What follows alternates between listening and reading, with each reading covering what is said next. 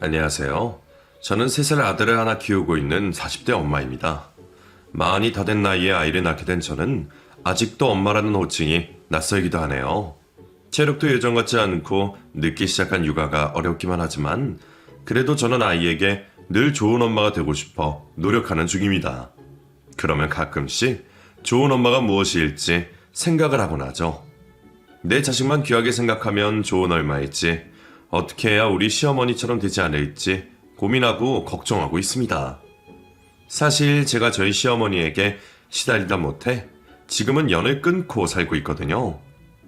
그래서 가끔은 똑같이 아들 가진 저도 미래의 며느리에게 그런 시모가 되지 않으려 경계하고 있죠. 시어머니 때문에 저와 남편이 얼마나 큰 상처를 받았는지 모릅니다. 그래서 이렇게 제 얘기를 꺼내려 사연을 보내게 되었네요. 어렸을 적 저희 부모님은 시장 한켠 좌판에서 과일을 팔아 생계를 이어오셨습니다. 한평 남짓한 가게도 없이 매일 리어카에 과일을 담아 파셨던 부모님은 형편이 매우 어려우셨어요. 어려운 형편에서도 저를 위해 열심히 사셨던 부모님은 돈 한 푼을 아끼려고 팔다 남은 파질 과일로 끼니를 때우며 저를 키우셨지만 그 시절 저는 그런 부모님의 고생을 미처 헤아리지 못했습니다. 저는 제게 과자 한 봉지 사주지 못하시고 늘 먹는 과일만 쥐어주시는 부모님이 궁상맞다 생각하며 괜한 말로 부모님께 상처를 드리기도 했었죠. 그렇게 가난이 지긋지긋했던 이른 사춘기를 지나며 제가 중학생이 될 무렵 부모님은 평생 모은 돈으로 겨우 가게를 얻어 첨가물 가게를 시작하셨습니다. 그 사이 대학생이 된 저는 처음으로 아르바이트를 해보며 세상살이가 얼마나 힘든지 알게 되었고 저도 그제서야 부모님의 고생을 이해하며 조금은 철이 들어 있었습니다. 뒤늦게 철이 들었던 저는 부모님을 돕고 싶은 마음에 아르바이트도 학교 생활도 열심히 하며 바쁜 대학생활을 보냈어요. 그렇게 졸업을 하자마자 곧바로 취직을 하게 되었고 저는 전공을 살려 산업 디자이너로 회사를 다니며 어엿한 사회인이 될 수 있었죠. 제대로 된 월급을 받기 시작하고서야 부모님께 조금이나마 도움이 되었다 생각한 저는 그런 제 자신이 무척 뿌듯하기도 했어요. 하지만 디자인 업계가 대부분 그렇듯 과중한 업무에 저는 매일 야근에 시달리고 연애 한번 할 새 없이 숨 쉴 틈도 없이 지내야만 했습니다. 너무 힘들어 매일 퇴사 생각이 간절했지만 평생 쉬지 못하고 고생하시는 부모님 생각에 퇴사 결심도 쉽지 않았어요. 그러다 결국 대상포진까지 앓고 병원 신세를 지고 나서야 퇴사를 결심하게 되었네요. 저는 그 후로 프리랜서로 일을 하며 조금씩 건강을 회복해갔고 그 와중에도 부모님께 든든한 자식이 되지 못했다는 생각에 내심 자책할 수밖에 없었습니다. 그래서 저는 일손이 부족한 부모님의 가게 일을 도와드리고 있었죠. 하지만 안 좋은 일은 연달아 찾아오는 건지 어떻게든 버티시던 부모님은 그러던 중 엄마의 건강 문제로 큰 고비를 맞으셨습니다. 영주야, 아버지 가게 그냥 다 될까 싶다. 네 엄마도 저러고 아프고 가게 매상도 안 나오는데 그 와중에 딸내미 월급도 못 챙겨주고 부려먹고만 있지 않냐. 언제까지 가게를 할 수 있을까 늘 걱정이었는데 네 엄마까지 저리 되고 나니 차라리 그냥 닫는 게 맞겠다 싶다. 네 엄마는 정이 들었다고 아쉬워하지만 뭐 별 수 있니. 근처에 마트 생기고 손님 다 떨어져 나가고 이러다 빚만 더 생기겠지. 차라리 내가 나가서 경비 일을 하든지 그래야지. 이래서는 온 가족 고생만 할 거야. 점점 줄어드는 손님에 늘 매출 걱정이셨던 아버지는 엄마까지 아프시자 가게를 정리하고 싶어 하셨어요.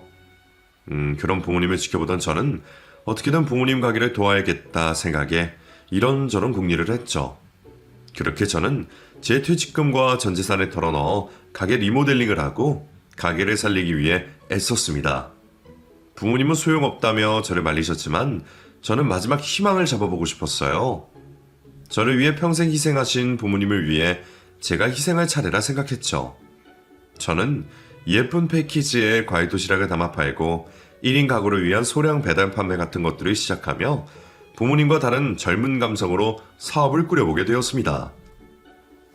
제 스스로도 잘 될 거라는 보장도 없고 불안감이 있었지만 어떻게든 가게를 살리겠다는 결심으로 사활을 걸 수밖에 없었죠. 그리고 결과는 다행히 대박이었어요. 부모님은 과일은 맛이 가장 중요한 거라며 괜히 예쁜 그릇에 담고 조그마한 과일팩 팔아서 무슨 돈이 남을까 생각하셨지만 제 예상보다 반응은 뜨거웠습니다. 맛도 좋고 보기도 좋은 과일은 여기저기 입소문에 타기 시작했고 배달과 인터넷 판매를 하면서 단체 주문에 단골 고객들까지 생기며 이전과는 비교할 수 없는 매출을 올릴 수가 있었어요. 반신반의하던 부모님도 그제서야 저를 믿어주시며 한숨을 돌리셨고 저는 그 후로 본격적으로 부모님의 과일 가게를 맡으며 제2의 인생을 살게 되었습니다. 알바비도 챙겨받지 못했던 제가 이제는 직원들까지 두고 매달 수천만 원 매출을 찍는 대박 가게 사장이 될 수 있었죠. 상황이 좋아지니 좋은 인연도 덩달아 찾아왔습니다. 30이 넘은 늦은 나이였지만 뒤늦게 인연을 만나게 된 저는 1년의 연애 끝에 30이 훌쩍 넘은 나이에 결혼을 하게 되었죠. 사실 과일 도시락 아이디어는 제 남편의 생각이었어요. 매일 과일을 사가던 저희 가게 단골 손님이었던 남편이 가게를 살리기 위해 고민하던 제게 그런 제안을 해주었거든요. 바나나 하나, 오렌지 하나, 사과 하나, 뭐 이렇게 조금씩 소량 판매를 하는 건 어때요? 아니면 아예 한 번 먹을 양만큼 도시락 같은 것도 좋을 것 같고요. 사실 저같이 혼자 사는 사람들 과일 많이 사는 거 부담이거든요. 먹는 것보다 버리는 게 더 많다니까요. 저는 그렇게 남편의 조언으로 사업을 시작했고 이후 연인으로까지 발전할 수 있었죠. 남편은 제가 사업을 꾸리는 것을 묵묵히 지켜보며 응원해 주었고 저는 남편이 어려울 때 제게 찾아준 귀인이라 생각하며 귀한 인연에 감사해야 하고 우리가 행복하기만을 바랬습니다. 하지만 그런 저의 바람과 달리 시어머니는 처음부터 저를 그리 좋아하지 않으셨어요. 혼자 고생하며 아드님을 키워내셨던 시어머니는 아들 사랑이 무척 대단하신 분이셨습니다. 평범한 회사원이던 남편이 사자 며느리가 아니면 못해도 공무원 정도는 만나야 한다 생각하시며 눈이 참 높은 분이셨죠. 그런 어머니의 눈에 과일 팔아 장사하는 저는 그닥 성에 차지 않으셨나 봅니다. 어머니는 제가 과일 자판을 한다고 늘 무시하셨고 저를 볼 때마다 구박하거나 괴롭히지 못해 안달이셨어요. 네가 지금 돈 좀 번다고 유세 떠는 거냐? 그래봤자 시장 바닥에서 과일이나 파는 거 아니냐? 그거 하면 누가 못한다고. 겨우 그런 거 가지고 기고만장할 생각하지 마라. 알겠어? 제가 남편보다 몇 배로 돈을 잘 벌고 매달 어머니 용돈을 챙겨드려도 어머니는 단 한 번도 제게 고맙다는 말씀을 하신 적이 없으셨습니다. 매번 기고만장하지 마라, 돈질을 하지 말라며 타박만 하셨었죠. 안타깝게도 시어머니에게 사랑받는 며느리는 되지 못했지만 그래도 남편과는 사이가 좋았습니다. 서로 첫눈에 반해 인연을 시작한 것처럼 저희는 서로 응원하며 위로하며 사랑하는 사이였어요. 남편은 제게 다정했고 사업하느라 바쁜 저를 대신해 집안 살림까지 도맡아 해줄 정도로 잘하는 편이었습니다. 하지만 그런 남편도 시어머니를 말리지는 못했어요. 혼자 자식 키우느라 고생하신 시어머니를 불쌍하게 생각하던 남편은 어머니를 어찌하지 못했었죠. 영주야, 우리 엄마 때문에 속상하지. 미안해. 내가 여러 번 말씀드려도 자꾸 저러시네. 힘들면 차라리 나 혼자 다녀올게. 어차피 가면 혼자 일해야 할 텐데 당신 그냥 집에서 쉬고 있어. 아니야. 그래봤자 가끔 하는 건데 그냥 참고하면 되지 뭐. 어차피 평소에는 당신이 다 하잖아. 나도 이럴 때 가서 어머니한테 점수 좀 따야지. 남편이 제가 워낙 잘하기도 했고 그때까지만 해도 저는 제가 노력만 하면 언젠가는 인정받고 사랑받을 거라 생각하며 어떻게든 시어머니께 잘하고 싶은 마음이 있었습니다.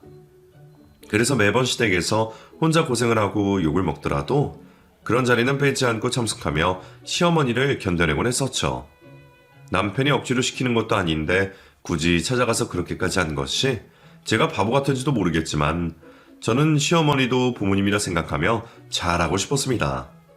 섭섭하다는 말 한마디 없이 매번 여행의 선물에 챙겨드릴 생각만 했었죠. 하지만 어머니는 제게 쉽게 마음을 열지 않으셨어요. 결혼 이후 오랫동안 임신 소식이 없던 저를 들들 볶으며 정말 못살게 구셨거든요. 너희 아직도 애수시가 없냐? 너 이제 30 중반이야. 지금 나와도 노산일 판에 여태 임신을 못하면 어떡해? 돈만 많이 벌면 뭐하냐? 애도 못 낳은 게 네가 여자야? 내가 너한테 돈 벌으라 시켰니? 밖에 나가서 추접들 시간에 어떻게든 임신할 생각을 해야지. 저건 아주 지 잘난 맛에 지 생각만 하지? 아휴, 어쩌다 우리 아들이 너 같은 걸 만났을까? 내가 봤을 때는 너한테 뭔 문제가 있는 거야. 맨날 과일 뒤적거리고 농약만 지는데 문제가 없을 수가 있겠어? 더 기다릴 생각 말고 병원이나 갔다 와. 예, 어머니. 아이를 기다리던 저희 부부는 결국 병원을 찾아왔고 그곳에서 충격적인 이야기를 알게 되었습니다. 남자분 정저수가 평균에 한참 미치지 못합니다. 운동량도 너무 낮고요. 아마 임신은 어려우실 겁니다. 난임이란 건가요? 그래도 아주 가능성이 없는 건 아니겠죠? 보통 정자 생성이 아예 안 돼야 무정자증으로 생각하시는데 수가 너무 적어도 무정자증이에요. 안타깝지만 이런 상태는 불임이라고 말씀드려야 할 것 같습니다. 그럼 제가 무정자증이라는 겁니까? 남편이 무정자증이란 얘기에 저희 부부는 큰 충격을 받았습니다. 그것도 모르고 좋은 거 챙겨 먹으며 아이를 기다리던 저는 실망감을 감출 수 없었죠. 하지만 역시 가장 힘든 것은 남편이었을 겁니다. 남편은 그 일로 제게 너무나 미안해했고 저는 그런 남편을 위로할 수밖에 없었어요. 미안해 여보. 나도 내 상태가 이런 줄은 몰랐어. 당신한테 정말 미안해. 괜찮아. 그거 당신 잘못 아니잖아. 나 정말 괜찮으니까 너무 그러지 마. 나는 김자옥을 사랑해서 결혼한 거지. 아이 때문에 결혼한 거 아니야. 그리고 나 아직 희망 안 버려. 혹시 좋아질 수도 있잖아? 그러니까 우리 하는 데까지 한번 노력해보자. 미안해. 그럼 엄마한테는 내가 전할게. 당신에게 얘기했다간 또 난리치실라. 그래. 당신이 가서 어머니 충격받지 않으시게 말씀 잘 드려. 남편은 시어머니에게 사실을 전하러 갔습니다. 어머니는 당연한 듯 큰 충격을 받으셨죠. 그런데 어머니가 그 와중에 남편더러 그 사실을 제게 알리지 말라고 하셨다더라고요. 황당하기는 했지만 그래도 그 이후로 제 앞에서 다시는 임신 얘기를 꺼내지 않으시는 시어머니를 보며 저도 어머니 앞에서 모르는 척 하기로 했습니다. 그나마 스트레스는 덜 받아서 다행이라 생각했죠. 저는 남편의 불임을 알면서도 쉽게 포기하지 못했어요. 혹시나 하는 마음에 정자 생성에 좋다는 과일과 음식들을 꾸준히 챙겨 먹이며 남편이 조금이라도 좋아지기를 바랬습니다. 여보, 딸기랑 무화과가 정자를 만들어준대. 생거로 먹는 게 좋다니까 앞으로 열심히 챙겨 먹자. 알았지? 알았어. 나 이제 운동도 열심히 하고 더 노력해볼게. 겨우 그런 걸로 좋아질 거라 확신할 수는 없었지만 저희는 어떻게든 희망을 잃지 않으려 버둥대고 있었어요. 그렇게 저는 시어머니를 견디고 오지 않을 아이를 기다리며 7년의 결혼 생활을 보내왔습니다. 그러던 사이 제 나이도 벌써 40을 코앞에 두고 있었고 그때까지도 임신 소식 한 번 듣지 못했던 저는 결국 아이를 포기하기로 결심했죠. 몇 년 전까지만 해도 아직은 늦지 않았다며 작은 희망을 품고 있었지만 그렇게 계속 기대를 잃지 못하는 저를 보며 한없이 미안해하고 속상해하는 남편을 보면서 저는 더 큰 욕심을 바라지 않기로 했습니다. 아쉽기는 했지만 남편과 함께하는 삶도 전혀 부족하지 않았기에 저는 사랑하는 남편을 위해서라도 현재에 만족하기로 했어요. 그렇게 현재에 충실하기로 하며 여느 때와 다름없이 지내던 어느 날이었습니다. 올해도 여김없이 찾아온 복날이라며 집에서 보양식을 해먹자며 부르시는 시어머니의 호출을 받고 남편과 저는 시댁으로 갔었죠. 도착하자마자 저를 주방으로 밀어넣으신 어머니는 제 인사는 무시하시며 여전히 당신 아들만 반기셨습니다. 어머니 저희 왔어요. 어머니 잘 지내셨어요? 그래, 우리 아들 왔니? 아유, 장우가 살이 왜 이렇게 빠졌냐? 집에서 제대로 먹긴 하는 거니? 빠지긴요. 요즘 나이살이 더 쪘는데 살은 오히려 영주가 빠졌죠. 쟤가? 쟤는 똑같아 보이는데 뭘. 내가 보기에는 네가 문제다. 남자 40이 제일 위험한 나이란다. 너 몸 잘 챙겨야 돼. 알았지? 어? 그래서 너 먹이려고 엄마가 오골개 잡아왔다. 얘, 너는 뭐하고 서 있냐? 얼른 들어가서 음식 준비 안 하고? 결혼 7년 차임에도 여전히 저를 미워하시고 당신 아들이 부엌에 얼쩡거리는 것조차 용납하지 못하시던 어머니 때문에 저는 혼자 일을 시켜 미안해하는 남편에 달래며 혼자 식사를 준비하고 있었습니다. 너무 당연한 듯 제 앞에 생닭을 내려놓고 가시는 어머니를 보면서 또 한 번 섭섭하기도 했지만 평소와 별다를 것 없던 일이었기에 저는 내색하지 않고 당연한 듯 식사 준비를 해야 했어요. 남편이 여름마다 불 앞에서 웬 고생이냐며 그냥 유명한 삼계탕집에 가자고 해도 집에서 직접 해먹는 게 제일이라며 매년 고집을 부리시는 어머니 때문에 생닭을 만지는 일은 제게 낯선 일은 아니었습니다. 처음에는 검은 오골개를 보고 끔찍해하던 시절도 있었지만 매년 하다 보니 이제는 눈을 감고도 할 일이었었죠. 그런데 그날은 이상하게 손이 가지 않았습니다. 닭이 상한 것도 아닌데 냄새가 역하게 느껴지는 것이 참고 손질해 보려는데도 점점 참기 어려워졌어요. 사실 제가 조금 무딘 편이라 딱히 가리는 음식도 없고 비린내 같은 것도 잘 모르는데 그날은 유독 참기 어렵더라고요. 최근 들어 더위를 먹었는지 밥을 잘 못 챙겨 먹어서 그런가 아니면 책기라도 있는 건가 이런저런 생각을 하던 저는 순간 올라오는 구토를 참지 못하고 화장실로 달려갈 수밖에 없었습니다. 영주야, 왜 그래 영주야? 저는 저를 걱정하며 달려오는 남편의 뒤로 한 채 화장실 변기를 붙잡고 빈속을 개어내었습니다. 하지만 아침부터 계속 빈속이었으니 나오는 건 없더라고요. 여보 왜 그래? 어디 아픈 거야? 또 속이 안 좋아? 뭐야? 너 왜 그러니? 뭐 잘못 먹기라도 했어? 모르겠어요. 닭을 만지는데 오늘따라 너무 속이 역하네요. 뭐?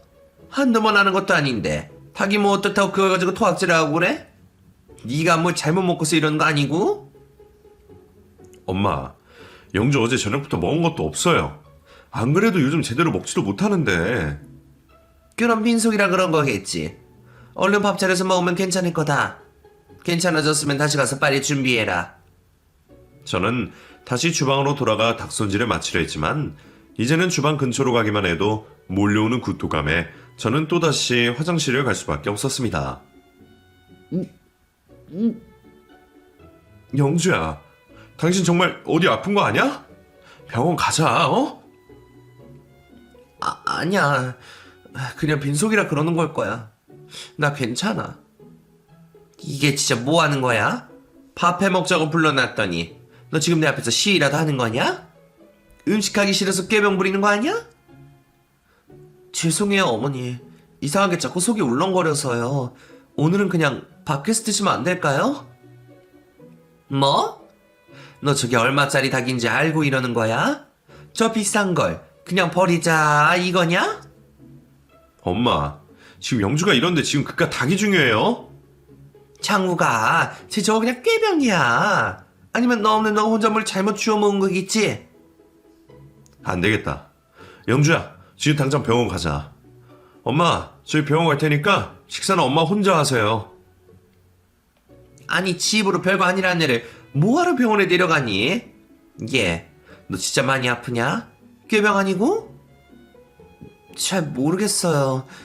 지금은 또 괜찮은데 저 냄새만 맡으면 자꾸 구역질이 나네요. 이거 봐라. 어?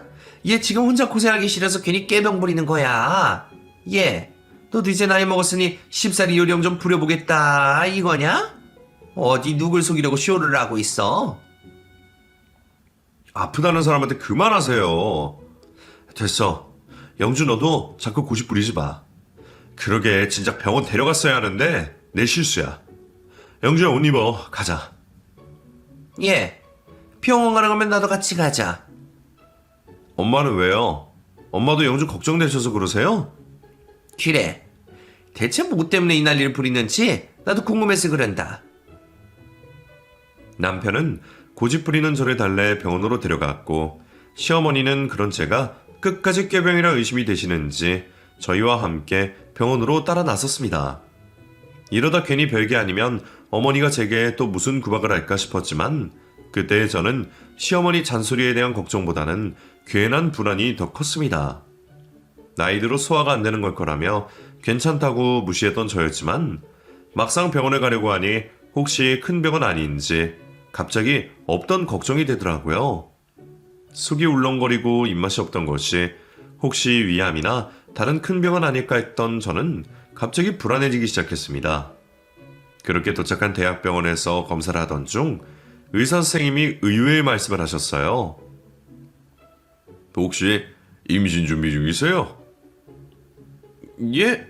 아니요. 왜요? 일단 위에는 별 이상이 없어 보이는데 며칠째 속이 안 좋으시고 구토를 하신다니 혹시 입덧은 아닐까 싶기도 하네요. 아, 그건 아닐 거예요. 저희 불임이거든요. 그래도 추가 검사를 하려면 임신 여부를 먼저 확인해야 해요. 혹시 모르니 산부인과 먼저 가보시겠어요? 임신은 당연히 아닐 텐데 생각도 못했던 의사 선생님의 얘기에 저와 남편은 어리둥절했습니다. 확인해받아야 추가 검사를 받는다니 저는 아닐 거라 생각하고 있으면서도 왠지 모를 걱정에 어쩔 수 없이 산부인과 진료를 받게 되었어요. 왜 이리 오래 걸려? 그래, 검사는 다 끝났냐? 아니요, 어머니. 저 산부인과 좀 다녀와야 해요. 뭐야? 산부인과는 왜? 뭐 네가 임신이라도 했다냐? 그게 추가 검사를 하려면 임신 아닐 거라고 확인해 받아야 한다네요. 나 참. 마흔 다 되니까 무슨 임신이라고 별짓 다 한다. 으이그 괜히 깨병물이나 어떤 쓰고 헛짓거리 하는 거지. 저 혼자 다녀올게요. 여보, 혼자 괜찮겠어? 혼자 다녀오는 게 더 편해. 저는 타박하는 시어머니를 뒤로 한 채 혼자 산부인과를 찾아 검사를 받게 되었습니다. 몇 년 전 방문을 마지막으로 산부인과에 발길을 끊었던 제가 임신이 아니라는 것을 확인하러 진료를 하게 되니 기분이 묘하고 씁쓸해서 괜한 우울감에 혼자 가고 싶더라고요. 당연히 아무것도 없을 거라 확신을 하며 초음파를 보게 된 저는 제 예상과 다른 선생님의 얘기에 깜짝 놀라고 말았죠. 임신이시네요. 예? 제가 임신이라고요? 그럴 리가 없는데요? 지금 8주 정도 되었네요. 입덧도 하셨는데 전혀 모르고 계셨어요? 사실 생리가 없긴 했지만 스트레스 때문에 종종 그런 경우가 있었기에 크게 걱정하지 않았어요. 제 나이도 나이였으니 어쩌면 조금 일찍 폐경이 온 걸지도 모르겠다고 생각하며 혹시나 정말 폐경일까? 그게 무서워서 병원도 가보진 않았었죠. 그런데 그런 걱정을 하던 제가 임신이었다니 저는 기쁠 겨를도 없이 믿을 수 없어 얼떨떨했습니다. 정말로 제가 임신이에요? 사실 제가 7년째 불임이었거든요. 예, 정말 임신이세요. 축하드립니다.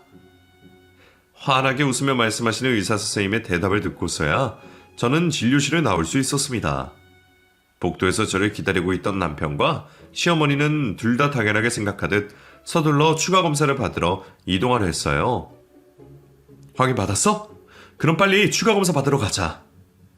에이그, 뻔히 아닐 것을 사람 이래저래 오라가라 고 말이야.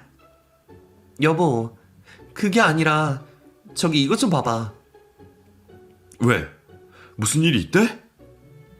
저는 뭐라 설명할 수 없어 그냥 남편에게 조용히 초음파 사진을 건넸고 태아 사진이 처음인 남편은 그걸 보고도 뭔지 몰라 당황스러워했습니다. 뭐야? 당신 자궁에 무슨 문제 있대? 이게 종양이야? 그게 아니라 나 임신했대. 벌써 8주나 됐대.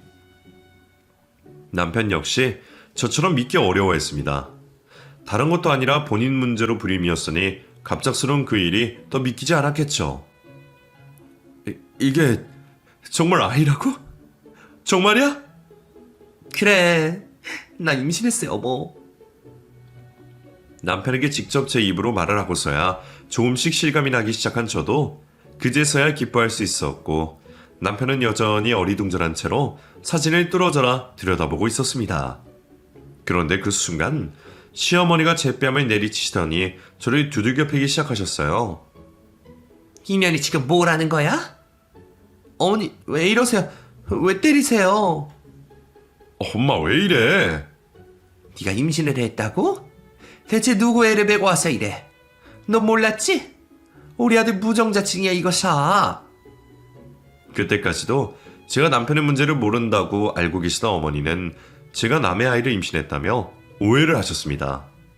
저도 무정자증이던 남편의 아이를 어떻게 임신할 수 있었던 것인지 의아했지만 절대로 다른 일은 없었기에 남편의 애라고 당당히 말할 수 있었어요. 하지만 시어머니는 끝까지 저를 믿지 않으셨습니다. 누구야? 대체 누구냐고? 어디서 뒹굴다 온 거야? 엄마 왜 이러세요? 제발 진정 좀 하세요. 어머니 설마 제가 남편 말고 다른 사람 애를 가졌을 거라고 생각하시는 거예요? 저도 남편이 불임인 거 알고 있었어요. 그래서 무슨 일인지 어쩌다가 임신이 된 건지 모르겠지만 저 정말 결백해요. 뭐? 알고 있어? 아니 장호가, 너 내가 그렇게 얘기했는데 애한테 결국 말한 거냐? 그럼 부부 사이에 그런 거를 어떻게 거짓말을 해요? 솔직히 제가 불임인 거 엄마가 아시면 영주한테 좀 잘해주실 거라 기대했었어요. 저 때문에 영주가 고생하는 거 알고 어머니가 영주를 불쌍하게 여기시고 감싸주실 줄 알았다고요. 근데 얼마나 며느리를 못 믿으시면 임신했다는 사람을 이렇게 때리세요. 정말 해도 해도 너무하시네요. 창호가, 너는 지금 얘가 네 애를 임신한 거라고 생각하는 거냐? 네가 무정자증인 거 다 알고 있는데도 말이야.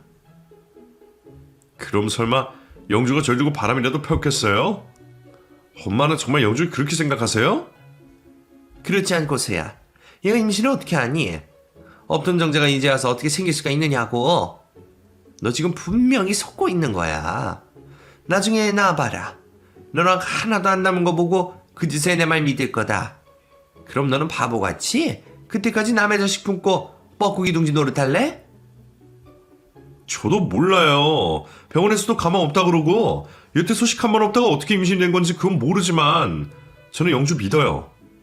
영주가 그럴 사람이면 그동안 엄마가 괴롭히는 거 그냥 참고 있었겠어요.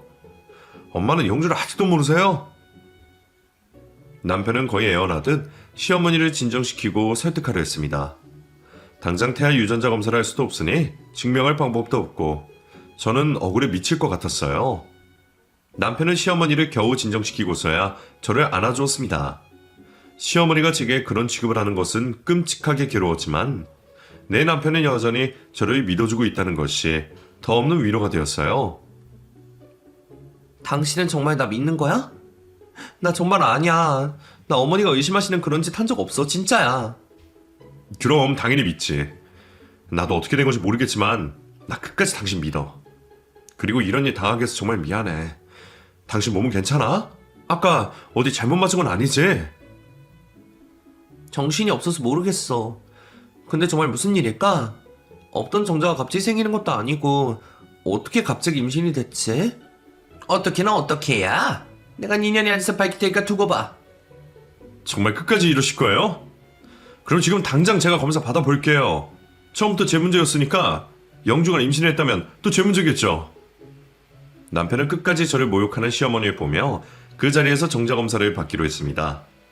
7년 만에 아이가 찾아왔다는 것은 남편에게 기적이 일어난 것 말고는 설명이 되지 않았어요. 결국 남편은 병원의 사정을 설명하며 곧바로 정자 검사를 하게 되었고 시어머니를 포함한 저희 모두는 긴장되는 마음으로 결과를 기다리고 있었습니다. 그리고 의사 선생님이 입을 열고서야 모든 결말이 밝혀지게 되었어요. 김정호 환자분, 정자가 살아있네요. 예? 그게 정말 가능한 일입니까? 전에 다니던 병원에서는 가망이 없다고 포기하라 했었거든요. 그 후로도 별수 다 해봤지만 소용없었고요.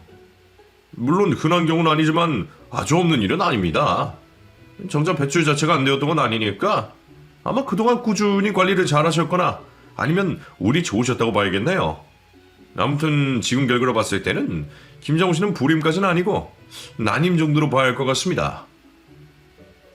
끝까지 저를 의심하며 도끼 눈으로 노려보던 시어머니는 임신이 가능하다는 의사의 말에 까무라치고 말았습니다. 선생님, 그게 정말이에요? 우리 장욱이 정말 불임이 아니라는 거예요? 무정자증이 아니라고요? 예, 물론 아주 좋다고 볼 수는 없지만 임신이 불가능한 건 아닌 것 같습니다. 아마 그동안 꾸준히 관리를 잘 해주신 덕분인 것 같아요. 예, 맞아요. 저희 와이프가 저 때문에 고생 엄청 했습니다. 매일 몸에 좋다는 거 먹이고 약해 먹이고 저 때문에 바라던 아이도 못 가지고 오랫동안 고생했던 사람이에요. 그런데 잘못도 없이 끝까지 의심이나 받게 하고 모두 제 탓입니다. 제 탓이에요. 남편은 기적 같은 결과에 결국 참던 눈물을 터뜨리고 말았어요. 죄인처럼 고개도 들지 못하고 오열하는 남편을 보며 저도 같이 눈물을 흘리고 말았습니다. 영주야, 그동안 나 때문에 고생 많았어. 그리고 당신한테 그런 짐 지어서 미안해. 우리한테 아이가 찾아온 건 다 당신 덕분이야. 나 평생 당신한테 고마워하고 미안해하면서 살게. 여보, 우리 이제 행복해지자. 이제라도 행복해지면 되는 거야. 저희는 그 사이 시어머니의 존재도 잊어버린 채 한참을 끌어안고 있었고, 진정이 되자 제 눈에 들어온 시어머니에게 저는 억울함을 토로했습니다. 어머니, 확인했으니 이제 되셨죠? 이제는 저 믿으시겠죠? 아니 뭐 의사 말이 그렇다니까 그런가 보다 하지만 근데 그렇다고 확실한 건 아니지 않냐? 말 맞다나 네가 밖에서 무슨 짓을 하고 다니는지 내가 알게 뭐냐? 그때까지만 해도 저는 사과 한마디면 넘어가려 했습니다. 오해해서 미안하다고, 이제는 잘해주시겠다고, 그렇게만 말해주셨으면 저는 또다시 예전처럼 바보같이 착한 며느리로 묵묵히 살았을 거예요. 그런데 결과를 직접 듣고도 끝까지 저를 모욕하는 시어머니를 보며 저는 결국 참을 수 없는 분노가 들끓고 말았습니다. 뭐라고요? 그럼 지금 끝까지 저를 못 믿으시겠다는 거예요? 아니 누가 못 믿는다냐? 그냥 그렇다는 거지. 그럼 당연히 우리 장욱이 해야지. 당연한 걸 가지고 내가 너한테 실수했다고 사과라도 하길 바라니? 엄마, 잘못하셨으면 그냥 사과하시면 되지 끝까지 왜 이래요? 어머니, 정말 너무하시네요. 제가 그동안 어머니한테 뭘 그렇게 못했어요? 제가 이런 취급을 받을 만큼 어머니 앞에서 의심스러운 행동이라도 했나요? 저 그동안 어머니한테 과일팔이 한다고 농약 냄새 난다고 무시당하면서도 그렇게 해서 번 돈으로 어머니 도와드리고 용돈 챙겨드렸어요. 남편이 차라리 시댁까지 말자고 하는데도 저는 하나뿐인 시어머니한테 잘하고 싶어서 매번 고생 자처하고 구박받으면서도 참았다고요. 그렇게 하면 어머니가 언젠가는 저를 예뻐해 주실 줄 알았어요. 근데 제가 그렇게 노력한 결과가 겨우 이거예요? 그거의 며느리라면 당연히 해야 할 일이지. 뭘 그런 걸로 이제 와서 생색을 내니? 예, 그럼 저 이제 그럴 생색 안 낼게요. 그러니까 어머니도 저 며느리라고 생각하지 마세요. 뭐? 이게 보자 하니까 시임이 앞에서 별소리 다 한다? 그럼 네가 뭐 나랑 인연을 끊기라도 하겠다 이거야? 예, 왜요? 저는 못할 거라 생각하세요? 제가 그동안 못해서 그랬던 게 아니에요. 어머니가 혼자 자식 키우느라 평생 고생하고 사셨으니까. 그런 어머니 덕분에 남편이 잘 자랐으니까. 가끔 믿고 이해 안 되더라도 남편의 하나뿐인 어머니니까 그래서 참았던 거지. 저 바보라서 그런 거 아니에요. 근데 저도 이제 제 아이, 제 몸 먼저 지켜야죠. 어머니가 아들을 그렇게 아끼시는 것처럼 저한테도 아이가 소중해요. 그러니까 저한테 스트레스 되는 어머니 다시는 보고 싶지 않네요. 앞으로 저나 저희 아이 볼 생각 하지 마세요. 저도 그때는 무슨 정신으로 그렇게 말을 했는지 모르겠습니다. 그동안 쌓인 게 적지 않게 많았던지 툭 터져나오듯 줄줄이 얘기를 하게 되더라고요. 그런 저를 보며 남편은 조금 놀라고 당황스러워했지만 그럼에도 저를 말리지 않았습니다. 남편은 제가 그동안 시어머니에게 얼마나 희생하고 참아왔는지 옆에서 지켜보며 가장 잘 아는 사람이었으니 그 사람도 저를 말리지 못했겠죠. 저는 남편에게 앞으로 다시는 시어머니를 보지 않겠다고 다짐을 하며 절연을 선택했습니다. 아이와 저를 걱정하던 남편은 그런 저를 충분히 이해하며 제 선택을 존중해 주었고요. 그렇게 저는 시모와 연을 끊고 아이 태교에만 힘쓰며 늦게 찾아온 아이를 지켜내려 애를 썼습니다. 다행히 아이는 10달을 모두 채우고 무사히 태어나 주었고 저는 어렵게 품게 된 제 아들을 보며 감격의 눈물을 쏟아낼 수밖에 없었죠. 남편과 저는 그 순간 무척이나 행복했습니다. 이제 더 이상 저를 괴롭힐 시모도 없고 행복할 일만 남았다며 안심하고 있었죠. 그렇게 평화롭게 산후조리를 하고 있던 어느 날 시모가 저희 집을 찾아왔습니다. 제가 출산 이후에도 연락을 하지 않았더니 남편을 통해 이것저것 궁금해하는 것은 알고 있었어요. 그리고 건강한 손자가 태어났다는 얘기에 애달아하는 것도 알고 있었죠. 남편은 자기 어머니에게 무정하게 굴지 못해 가끔 연락을 하면서도 시모에게 아이를 데려갈 생각은 없었고, 시모는 손자를 보지 못해 잔뜩 열이 나 있었습니다. 그랬던 시모는 기어이 집으로 들이닥쳐서는 제게서 아이를 뺏어가려 했어요. 제가 잠시 병원을 다녀오느라 도우미분이 집에 계신 사이에 아이를 데려가려 했다는 겁니다. 시모의 얼굴을 한 번도 보지 못했던 이모님은 당연히 시모를 쫓아내려 하셨고, 아이를 데려가겠다고 실랑이를 하던 것을 제가 딱 보고 말았죠. 지금 뭐 하시는 거예요? 여기 왜 오셨어요? 내가 내 손자 보러 오는 게 못할 일이냐? 너야말로 우리 김간의 핏줄이 났으면 당연히 나를 불렀어야 했지. 너랑 연을 끊었으면 끊는 거지. 내가 내 손주랑 어찌 인연을 끊니? 제가 낳은 아이니까 제 핏줄이기도 해요. 근데 어머니가 뭔데 이제 와서 이러시는 거예요? 언제는 누구시냐면 난리를 치시더니 이제는 제가 낳은 아이가 손주다 싶으세요? 제 집에서 당장 나가세요. 안 나가면 저 신고할 거예요.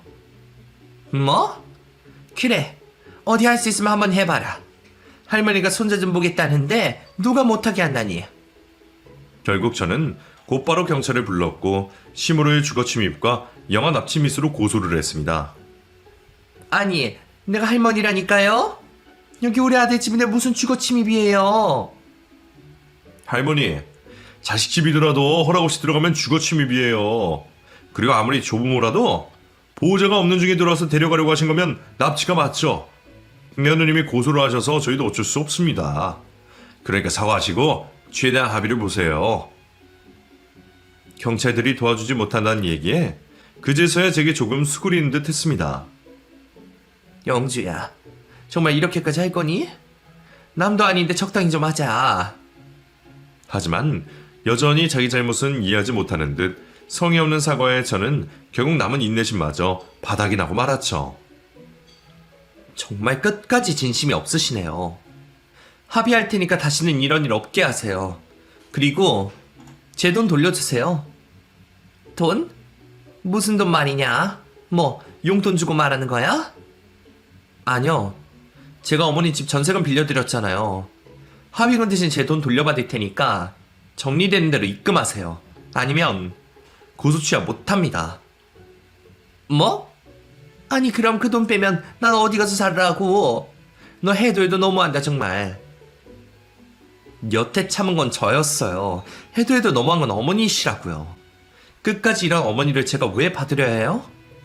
얘기 나누는 것도 제 마지막 성이니까 이제 더 찾아오지 마시고 전세금이나 빼주세요. 귀한 내 자식을 훔쳐가려 했던 시모를 도저히 용서할 수 없었던 저는 결국 마지막으로 시모에게 베풀었던 온전까지 거두게 되었습니다. 그 일을 알게 된 남편 역시 시모와 인연을 끊기로 하며 갈 곳이 없어진 시모는 결국 형제들이 있던 지방으로 내려가게 되었죠. 그나마 아들과는 소식을 주고받던 시모가 아들과도 절연한 것을 보며 저는 이를 그렇게까지 만든 시모가 이해되지 않았습니다. 제가 바란 건 그저 진심을 담은 사과와 마음뿐이었는데 시모에게는 그것들이 전세금과 아들 손자와의 인연보다 중요했던 모양이에요. 그리고 끝까지 고집을 부린 시모의 인생은 결국 나락으로 떨어지고 말았죠. 그 후로 남편과 저는 여전히 시모와 만나지 않고 있고 얼마 전에는 이사까지 해서 가능하다면 다시 보지 않을 수 있게 되었습니다. 덕분인지 지금은 아주 마음이 편하고요.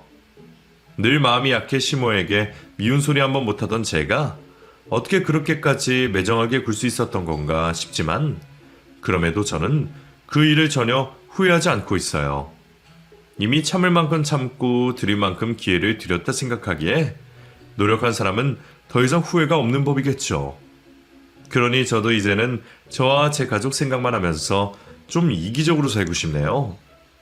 그럼 나락으로 떨어진 시모가 조금이라도 반성을 하길 바라고 저희 가족에게 더는 고통이 없기를 바라며 이야기를 마무리하도록 하겠습니다. 감사합니다.